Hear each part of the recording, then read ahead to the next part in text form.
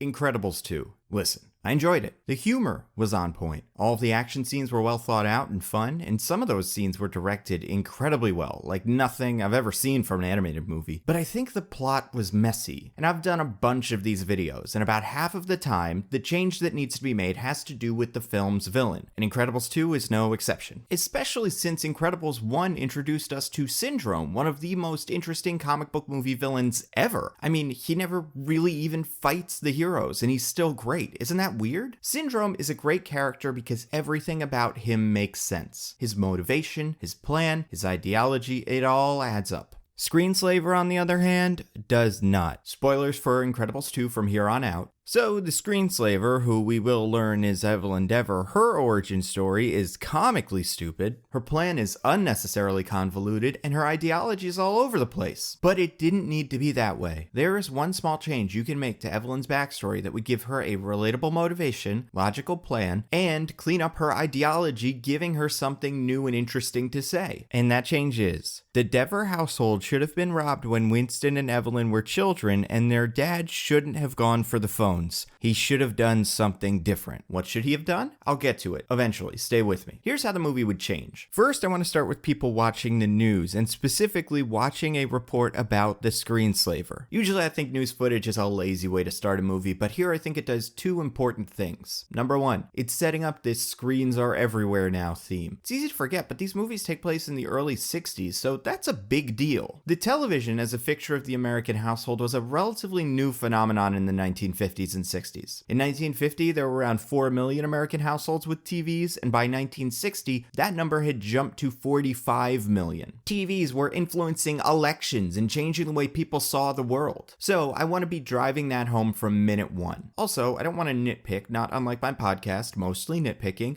It's good. Listen to it. But I was curious, why is the Screenslaver named the Screenslaver? It's clearly a play on the term screensaver, but those were invented in the 1980s, and they were invented for computers. Now, a couple of computers exist in the Incrediverse, but is screensaver that common of a word that wordplay makes sense to anyone but the handful of people that have and use computers? Anyway, and more importantly, the second reason this intro is important is we are demonstrating that the Screenslaver has been around since before the events of Incredibles 2. One big problem that I have with the Incredibles movies is that they are both about superheroes dealing with the fact that superheroes are illegal. Our heroes believe that the law that prevents them from using their abilities is wrong. Back in the day, super saved people and were helpful and great and everyone loved them, and we agree. But the government disagrees. They see supers as dangerous, and the damage they cause spurs a torrent of lawsuits that force the government to outlaw supers. And at the end of Incredibles 2, a law is passed that makes supers legal again. The problem is, these movies have never made the case for supers. The public shouldn't trust them. Incredibles 2 starts with the Underminer Incident, which is a failure, and then the two big villains of the franchise, Syndrome and Screenslaver, both exist because of the supers. If Mr. Incredible didn't exist, Buddy's life would have gone differently. Either Buddy would not have been inspired to be a hero in the first place, or Buddy would have been inspired to be a hero by someone else who may have encouraged Buddy to fight crime, no Syndrome. And if Mr. Incredible, Elastigirl, and Frozone didn't exist, the Underminer Incident would have gone differently, and Winston would not have been inspired to bring supers back into the limelight, reigniting Evelyn's hatred of supers, no Screenslaver. And I'm not saying the Incredibles are the bad guys here. They can't be responsible for unhinged geniuses like Buddy and Evelyn. But from the government's perspective, all of the modern super events have been disasters the supers made worse, or villains that have an axe to grind against supers. Supers really are more trouble than they're worth. If this movie wants to end with supers being legal again, and I think that's fine, we need to, in this movie, introduce a threat that exists independently of the supers. That way, supers can demonstrate their value to the world. So the Underminer Incident is the same. Big mess, bureau shutting down. Lucius meets Winston's driver and brings Bob and Helen to DevTech to meet Winston and Evelyn. Next change, Winston gives the supers his pitch, I want to make wrong things right and bring supers back into the light. He talks about his company and his dad. He founded the company, loved stories about heroes, cowboys, supers, and one night he was shot by muggers. That's all we say about that for now. Maybe Evelyn can react a little little to the story, but nothing big. Winston says that he knows the mayor of Municiburg, and the mayor is going to look the other way while the supers fight crime, and they can change the public perception of supers. And then, big change, I'm sure you've heard of this Screenslaver that popped up a few months ago. The mayor wants you to catch him. So now, as long as the Incredibles stop Screenslaver, everything they do at the end of the day is a net positive, since the Screenslaver would have just kept committing crimes whether the supers showed up or not, demonstrating their value. So then you might ask, if the Screenslaver isn't motivated by a hatred of supers, what is the Screenslaver's deal? Well, the Screenslaver hates screens. And I'm aware that the movie does take a swing at this motivation, mostly as a red herring, but I want to do that motivation for real. That's the entire character. Supers will factor into the equation eventually, but from the beginning of the movie to the end, Screenslaver's goal is to erode people's trust in screens by using screens to hypnotize people and cause disasters. We'll get to why later. So the rest of the movie goes the same way for a while, but now the dynamic between the Dever siblings is different. Winston is trying to help Elastigirl stop the Screenslaver, but Evelyn, secretly as the Screenslaver, is genuinely trying to cause disasters. She isn't setting up scenarios to show off Helen. I understand what Incredibles 2 was going for with Evelyn's plan, but it doesn't make sense. Supers were already illegal, so Evelyn was setting up scenarios to make Helen look good so that when the supers turned evil, supers would be double illegal? You need to jump through some pretty silly hoops for that to not only make sense, but be the best version of that plan that a smart person would come up with. Like, Evelyn is trying to make supers look bad, right? Why not set up the magnet train incident in a way that makes it look like Helen made it worse, like the Underminer incident? It would be a very different movie, but when the villain's plan is as convoluted as Evelyn's is, it makes the rest of the plot a lot harder to buy into. So this Evelyn isn't creating scenarios to make Helen look good. She's trying her best to cause a magnet train crash, but Helen is foiling her plans. So then how does Winston know where to send Helen if Evelyn isn't setting up these scenarios? You could chalk that up to theatricality. Yeah, Screenslaver could just have a train crash and then afterwards say, "It was me, the Screenslaver." But Screenslaver knows it's way more impactful if people see the train crash live on TV. So that setup puts Helen in a position to stop all of the Screenslaver incidents, and there really isn't much Evelyn can do about it. And maybe as more of these events start happening, people do become fearful of screens. And maybe Winston and Evelyn faking it are frustrated because DevTech sells TVs or ads on TVs or something, and no one is watching, causing DevTech to lose money. So we're setting up a selfish reason that can throw you off the Dever's scent. Why would they be the Screenslaver if the Screenslaver's actions are causing them to lose money? It must be someone else, or if it is them, there must be something else going on we don't know yet. This could even drive you further into the Winston is doing this by himself camp. Winston loves supers so much that he's willing to bankrupt the company to bring him back. So the rest of the plot's pretty much the same. I would maybe cut the scene where the new heroes are introduced to the world. We can meet them, but I think for other reasons it might be more useful to keep them secret to the public. But then Helen has that realization, goes to examine the footage, Evelyn hypnotizes Helen, we learn that Evelyn is the Screenslaver, Evelyn freezes Helen, and then we get the speech. But it's different. Helen says, "Why would you do this?" Evelyn says, "That story Winston told you about our father, he left some things out.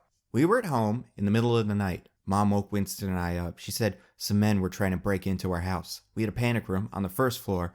All we needed to do was run down the stairs into the panic room and we'd be fine. But Dad had a different idea." See, Dad started DevTech a long time ago by writing those radio serials, Cowboys Saving the Day, Damsels in Distress. You remember, simple, kid stuff. But Dad didn't just write those stories, he loved them. We listened to him all the time, gathered around the radio as a family like everybody did back then. It was nice. But that night, Dad decided that he was going to be the hero. He was going to stop those robbers by himself. My mom pleaded, "Come with us to the panic room." But Dad didn't listen. He'd been brainwashed into thinking he was some cowboy. And they shot him, and he died. For nothing. Because he couldn't separate reality from fiction. Winston grew up wanting to continue Dad's legacy, more stories about heroes. And now, Winston's putting that stuff on TVs in every house in the world. Because he wants heroes back. Like he wants his dad back. And everyone is going to grow up just like him. Dumb. Childish. Not able to live in the real world. Thinking he's a cowboy. But heroes have been around forever. Yeah, but not like this. It used to be just books. You had to be old enough to read. And then you had the radio, but even with that, you needed to be able to imagine. But now, with these screens, every kid on Earth can see this stuff. And they never grow up. Never learn what the real world's like. So, I'm going to make sure they never look at another screen again. And then, maybe more kids won't grow up fatherless because their dad thought he was a cowboy. So that's the big idea of this movie. Incredibles 1 was very subversive for its time. There were barely any superhero movies, so the idea of a superhero movie where the superheroes were already outlawed, and the villain was a fan of superheroes who wants to replace them and live out his superhero fantasy was a pretty revolutionary premise. But now, 14 years later, every single imaginable superhero movie plot has been done. They've been disillusioned, split up, vaporized. It's difficult to come up with something as new and interesting as the original Incredibles was at its time. However, there is an idea that I believe might be worth exploring, and it's a conversation that every superhero movie fan has been a part of at one point or another. Are superhero movies good for society? I have heard so many versions of the same argument over the years. Superhero movies infantilize adults. They let them live in a fantasy world that prevents moral maturity. All these superhero movies are making the kids dumb and making the adults kids. So let's have that be the Screenslaver's main argument. Evelyn believes that her father was brainwashed by the cowboy radio serials into thinking he was a cowboy. He couldn't do the sensible thing and get in the safe room. He had to do the childish thing. And this is a departure from Evelyn's motivation in the movie, but not really from her character. In the Screenslaver monologue, Evelyn says that she believes TVs and heroes make people weak. They don't want to do things by themselves anymore. And this sentiment is echoed by Bob, Helen, and Lucius under mind control when the supers take over the hydrofoil. But that motivation is still rooted in the same ideology.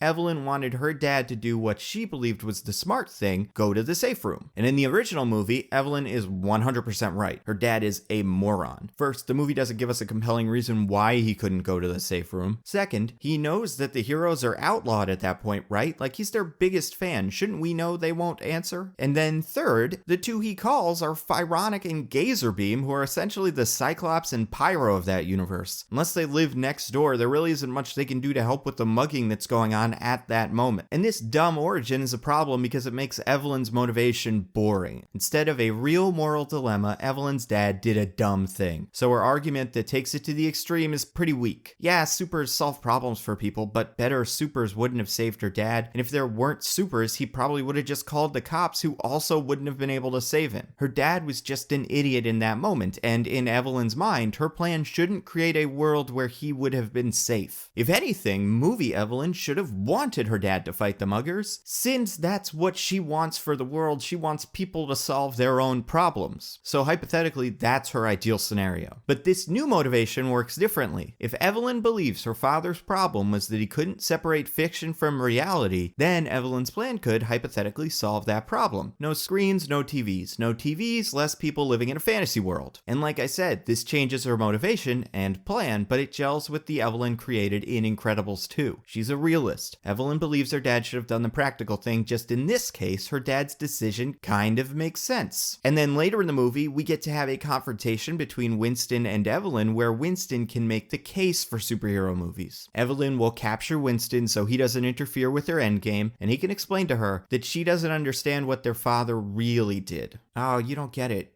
Dad was trying to protect us. He thought the safe room was our best bet, but he wasn't sure we were going to be able to make it before the robbers got in, so Dad fought the robbers to buy us time. He knew he wasn't going to stop them. Dad just wanted to make sure we were safe. That's not true. Those stories warped his mind. You never did get them. It's a shame. Stories about heroes aren't about beating up bad guys. They're about sacrifice and doing what's right. Those stories make people believe they can be better. They give us strength to do the hard thing, even if that means losing everything. Gives people the courage to die so that they can save the people they love. Dad gave his life to protect us. He didn't think he was a hero. He was one. And you still can be. You just need to let them go and we can fix this together. And that will be the moment that Evelyn gives up, turns good, and deactivates the Super's mind control goggles, completing her character arc, and explaining why superhero movies are important, and why they have become the dominant genre of our generation. But wait, you're saying deactivates the mind control goggles? That's not how the original finale works. The Incredibles get the glasses off the other heroes. The big challenge is stopping the hydrofoil. Well, I think that was a mistake too. I don't think the hydrofoil finale was the most effective way to end the movie, and I'll explain how I would change that in part 2 of this series, Fixing the Finale.